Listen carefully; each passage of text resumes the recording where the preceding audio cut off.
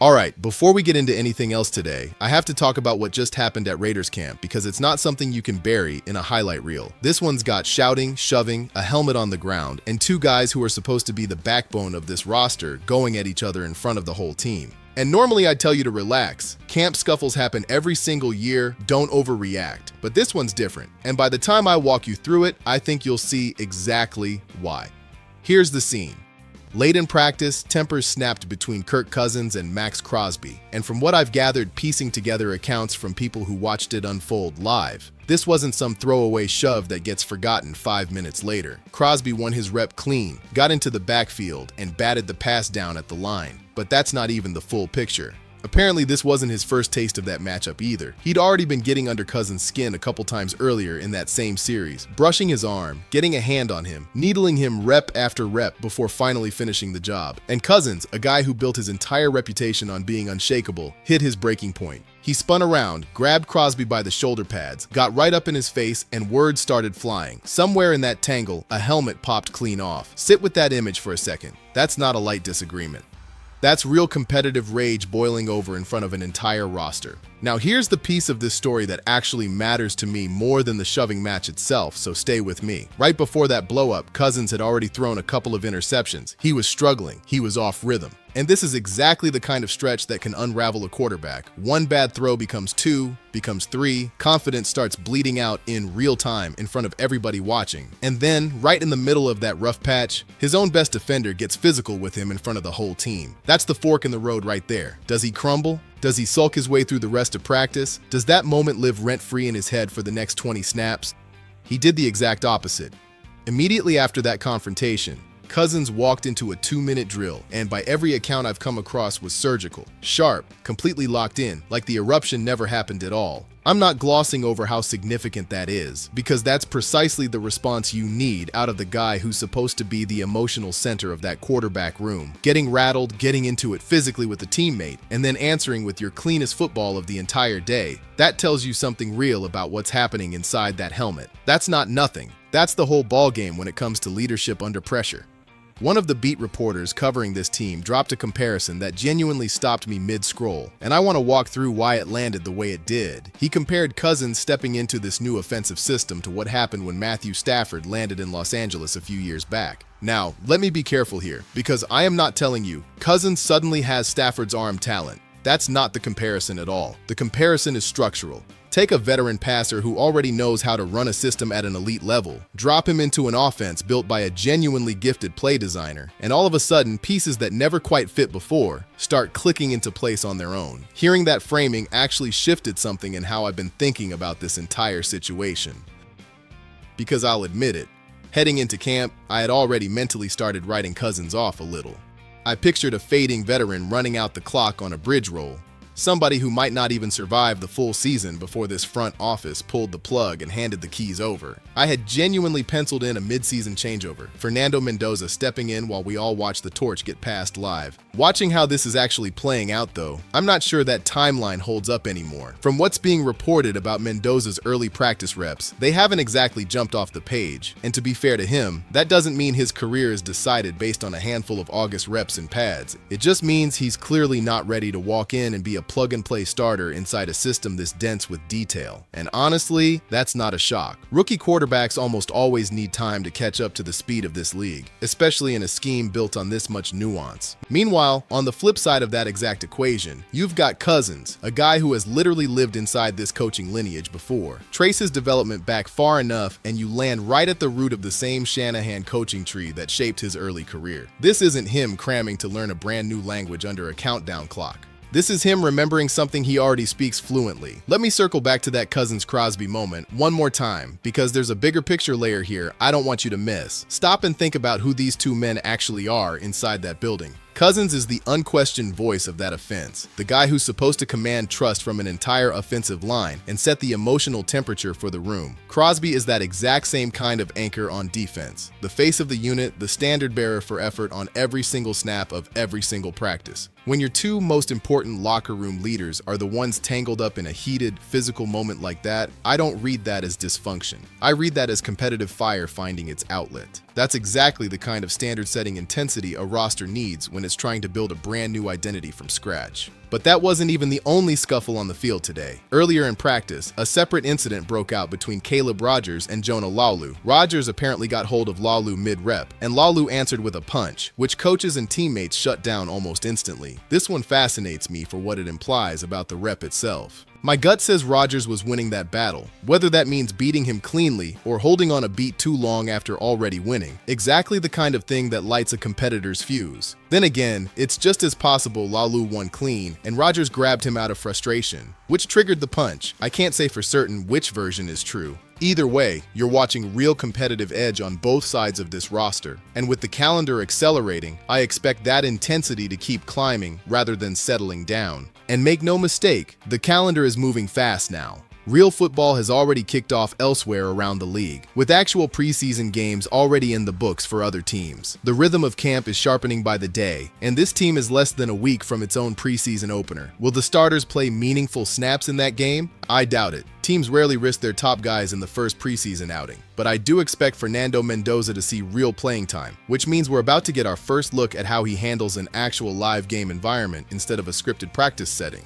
Let's shift gears now, because underneath all that physical drama, there was some genuinely important football substance buried in this practice report, and I refuse to let it get lost in the noise of the confrontations. On the turnover front, that Crosby altercation wasn't even the only interception of the day for Cousins. He actually threw 2 picks total, with Jeremy Chinn and Zeke Massa both coming down with takeaways on back-to-back plays during a red zone period. And from what I can gather, that Massa interception may have come on the exact same sequence where Crosby got physical with Cousins, which adds even more context to just how charged that stretch of practice really was. I want to explain why those 2 takeaways matter to me, because it ties into something I've been saying for months. Look at what the Chicago Bears did last season as a blueprint. Their offense, even loaded with talent at receiver, tight end, and running back, still wasn't fully humming under a brand new system in year 1. What carried that team was the defense's ability to rip the football away. They forced somewhere around 32 or 33 turnovers, tops in the league. Compare that to what this Raiders defense produced a year ago, roughly 17 turnovers total. That's basically half of Chicago's number, almost an extra takeaway every single game. Better field position on even a chunk of those extra possessions, or simply denying scoring chances that many additional times across a season, that's the kind of margin that swings multiple one-possession games. So watching Chinn and Massa both come away with picks in the same practice, under a new, far more aggressive scheme, tells me this roster is finally chasing the identity shift it's needed for years. And that shift isn't coming out of nowhere. Defensive coordinator Robbie Leonard comes from a coaching tree rooted in that Steve Spagnuolo blitz-heavy mentality, a philosophy sharpened even further through connections to people like current Seahawks head coach Mike Macdonald, reportedly through shared time together at Michigan. There's also a Brian Flores thread somewhere in that lineage, another coach whose entire identity is built around this exact kind of pressure-heavy, takeaway-obsessed football. I won't pretend I can trace every branch of who coached under who, but the through line is obvious: chaos, pressure, and turnovers. That's precisely the identity this defense needs if it's ever going to start bailing the offense out instead of the other way around. Now here's a development that genuinely has me excited on a personal level. Treon Stokes got extended run with the first-team offense today, and if you remember, yesterday's report had him logging basically a single snap with the starters before that period wrapped. Today, with a full practice to work with, he saw a noticeably larger share of first-team reps. That's a real positive signal for a second-round investment. You're supposed to expect production out of premium picks. The organizations that consistently win, the Eagles, the Chiefs, the Niners across their run of success, built it by actually hitting on those selections instead of whiffing. If Stokes turns into a real weekly contributor, that's exactly the kind of return this front office needs. There's another second-round pick worth watching just as closely, and that's Jackson Powers-Johnson, who continued rotating with Caleb Rogers at right guard. Yesterday's rotation happened without pads, so today carries more weight. This was the first full contact day, meaning the first real evidence of how that battle shakes out live. I want to see if Rogers ever gets reps at left guard too, or if he stays locked exclusively on the right, because that could tell us the staff already views Spencer Burford as the left guard answer. And if that's true, it raises a fair question, since Burford only signed a one-year deal. If this front office genuinely believed he'd outplay both younger interior options this decisively, you'd expect more appetite to lock him up long-term instead of leaving him on a prove-it contract. Let's talk formations now, because there was a genuinely fascinating wrinkle that showed up today involving the tight end room, and this is the kind of detail that gets me fired up from a pure scheme perspective. Cousins connected on several strong completions to both Brock Bowers and Michael Mayer, and the way they were deployed is what really caught my eye. Based on what people on the ground described, the offense trotted out a new two tight end look, with Bowers and Mayer lined up in the slot on opposite sides of the formation, while Jack Beck and Malik Benson stood outside them. Picture that alignment for a second, a 2x2 spread look with your tight ends inside and legitimate burner speed stationed on the perimeter. This is exactly the kind of design that gets my brain running. Conventionally, when a team puts two tight ends on the field in what's labeled 12 personnel, defenses instinctively assume run first, get bigger up front, prepare to fill gaps. But flank that same formation with real vertical speed outside, and you force the defense into an impossible guessing game.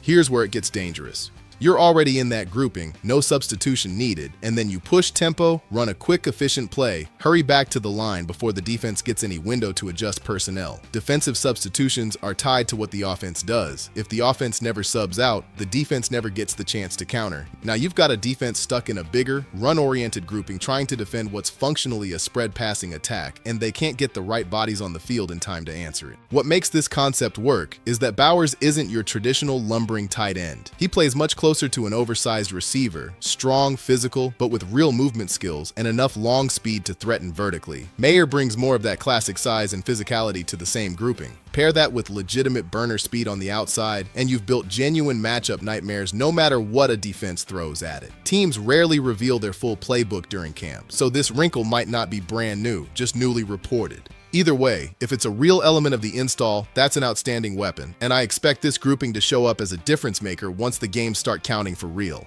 A couple of smaller notes before I wrap this up. Dante Thornton reportedly left practice early and wasn't visible during the team period, worth watching as the week rolls forward. On the ground game side, one run stood out, with running back Ashton Washington reportedly running straight through and physically overpowering cornerback Jacorian McCoy on an outside run out of shotgun. No motion involved. I'm curious about the concept behind that play. A zone scheme where Washington read the defense and bounced it outside. Pin and pull, a direct pitch. Whatever it was, the outcome is what matters. A running back physically winning a collision against a cornerback in space. Honestly, that outcome isn't shocking once you think about it structurally. McCoy is a cornerback, a cover and space player by trade, not someone whose primary job is absorbing contact in the run game. That connects to a bigger philosophy question about how this defense wants to be built. Run a true 3-4 front, and the whole point is spreading your structure outward so your cornerback isn't forced into contact like that. You want safeties absorbing those hits, guys like Jeremy Chin, built for that physical role, rather than asking a corner to be your primary open field tackler. You can't scheme away every matchup. Offenses will always find a way to isolate a corner in space, but that's generally not the identity this staff is building. They want their bigger, more physical defenders absorbing contact, not their cover corners.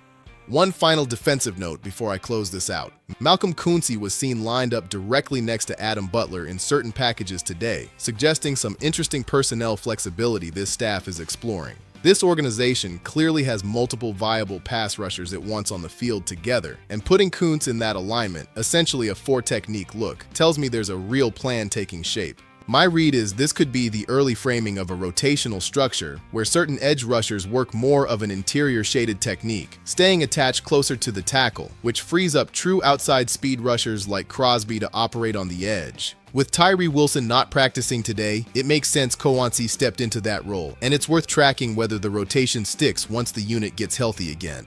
There's clearly a lot happening across both sides of this football team right now. Physically, schematically, competitively. And honestly, this is exactly what you want at this stage of camp. Real competition breeding real intensity, new wrinkles getting installed, young players fighting for genuine opportunity. I'll keep tracking every update as this week continues, and I'll bring you the next breakdown the moment something meaningful develops on that practice field.